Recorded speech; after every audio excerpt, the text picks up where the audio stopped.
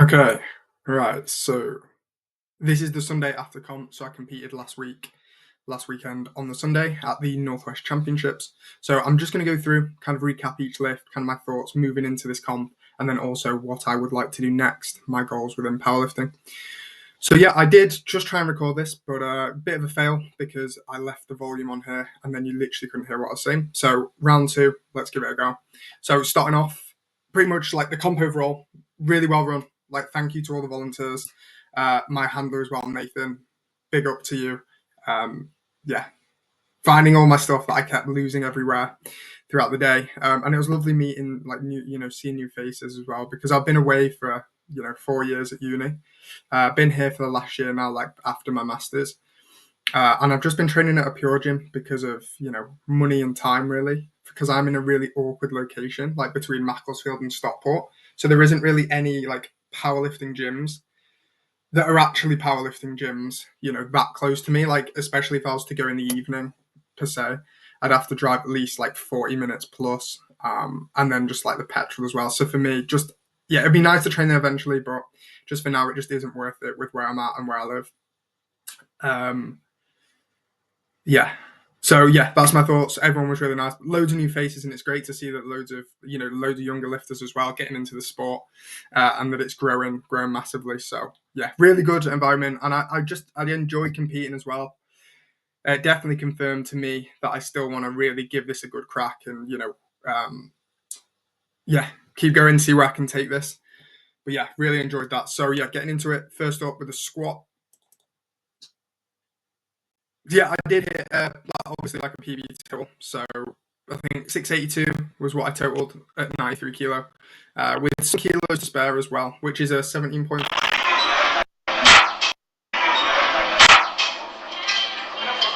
Nice. Let's turn that sound off. Okay, brilliant. So now you can probably hear me because last time I didn't do that and it failed. Right. So this was 210, just opening up. Yeah, got depth, speed there. We love that. Felt good.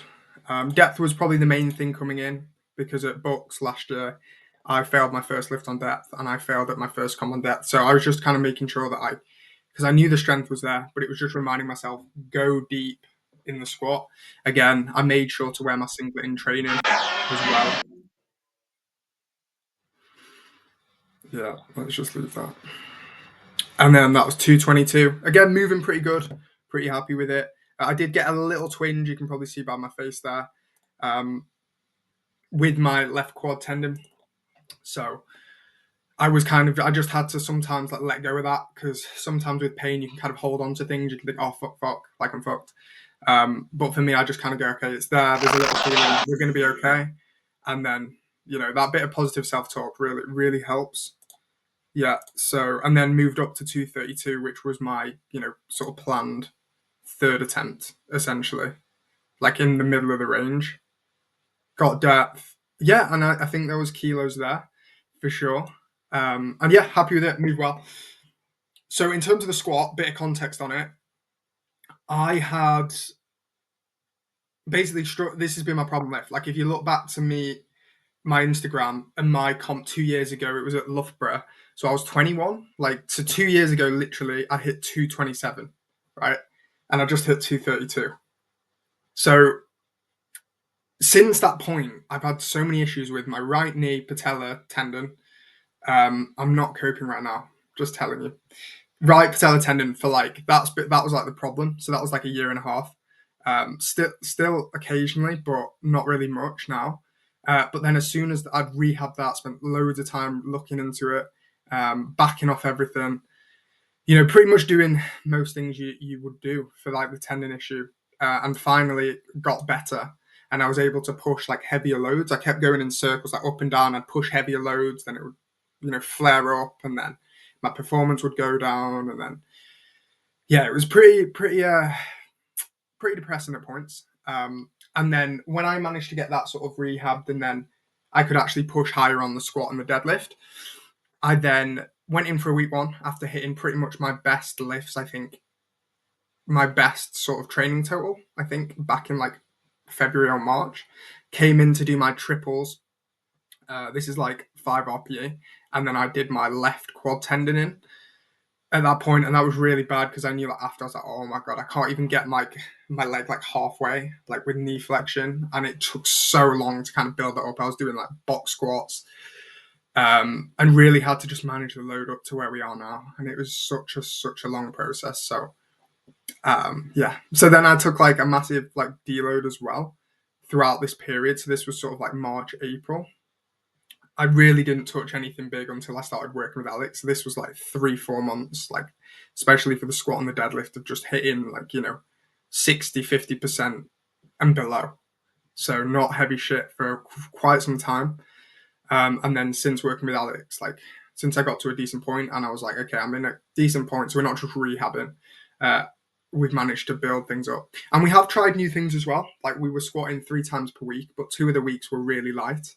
And one of the weeks was like a Smith machine heel elevated squat. So it was really good. It put more load through the knees and gave me a really nice quad pump as well. And may have helped me. Also started taking ashwagandha, which again I won't dive into massively, but that might help in terms of the knee pain reduction that I've had, because there is like research to show that it might have an analgesic effect, um, specifically on the knees. I didn't know that at the time when I was taking it. I was taking it for different reasons, like improve sleep, reduce cortisol levels, potentially improve testosterone, increase testosterone, that kind of thing. Just loads of, and it might improve strength, like loads of different just benefits. Like small amount of side effects, but yeah, that's a potential benefit there. So that's me yapping about squats and coping a little bit. And then if I look into my bench press, yeah, so bench press was pretty good. Like, but for me, whenever I've gone in the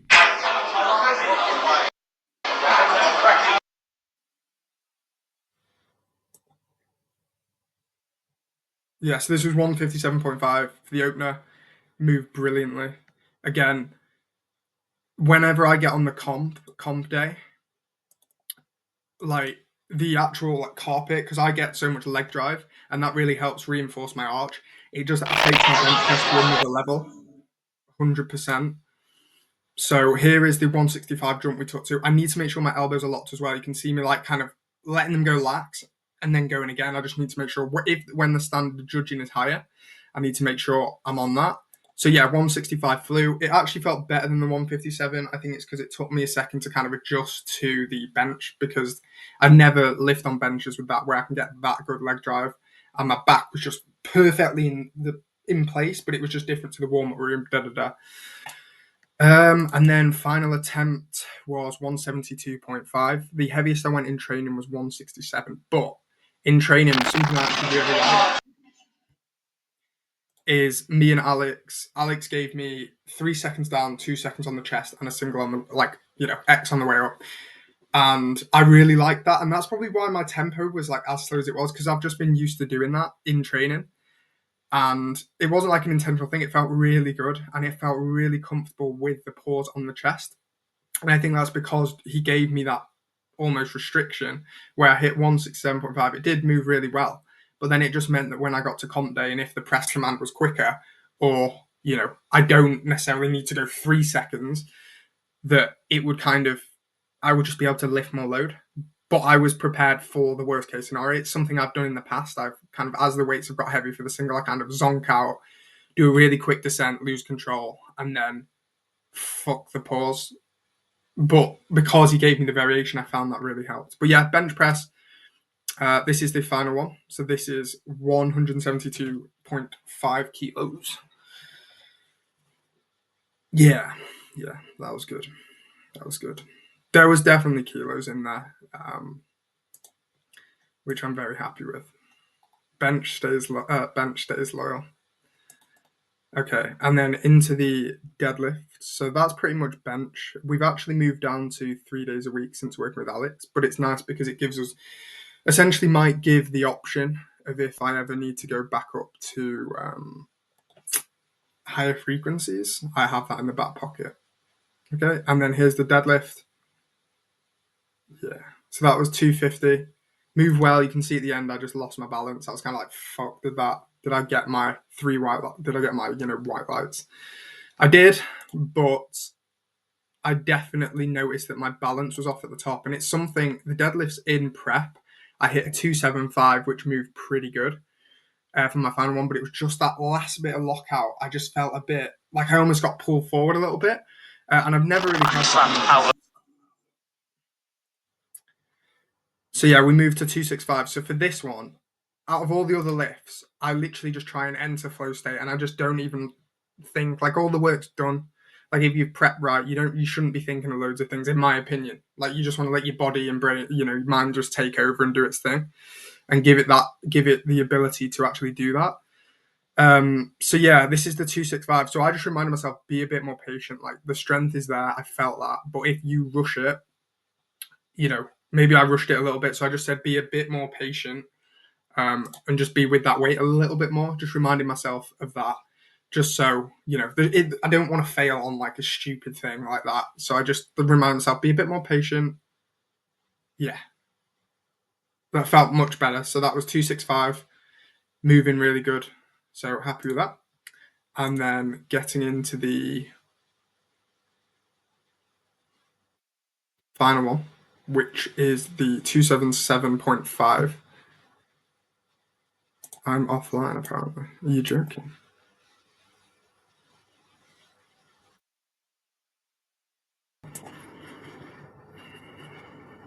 Okay, we're back online. So I was a bit scared then because I was like, do I have to do this for a third time?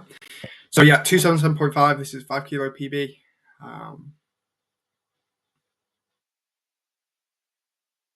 Lockout again, a little bit sticky, but again, it's hard to tell because I haven't been up to max weights in a while. But I do think there was more there.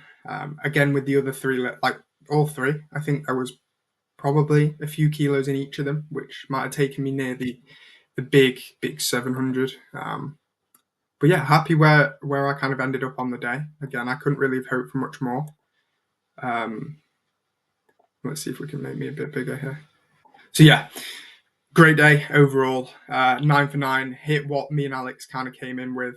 Built the confidence back up, and it's kind of brought back that fire a little bit in me because although I stay consistent, stay disciplined for the course because this is something I'm committed to and I really enjoy doing it.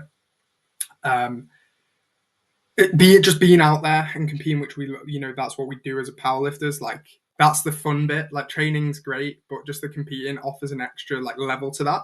So that really confirmed to me that this is what I want to keep doing for sure.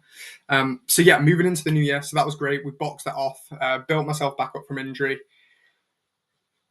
which was the goal this year, and hit a PB total. Got myself back on the platform. So goal pretty much achieved. So moving into the final, I'll be 24, so I'll be moving into the seniors next year. So what I've said is I want to do 2 comps this year, stay healthy, push on. I think doing one bigger comp would be nice, maybe like an All England's, a Manchester Open potentially. Alex mentioned the Northern Championships, something like that could be really fun. And I think I'd give those a go. Give one of those a go. Maybe just do a regional, but again, we'll see what there is. But I like to kind of space my comps out a little bit, so it gives me time to sort of improve in between them, make adjustments, and they just mean more, rather than just doing a comp every week. So that's my goal for this year. See, again, I don't like setting specific outcome goals too much, but I do think definitely getting into those sevens, well into the 700s this year, keeping my body healthy, that's always going to be the key, but it's much easier said than done. And we'll really, really give it a good shot.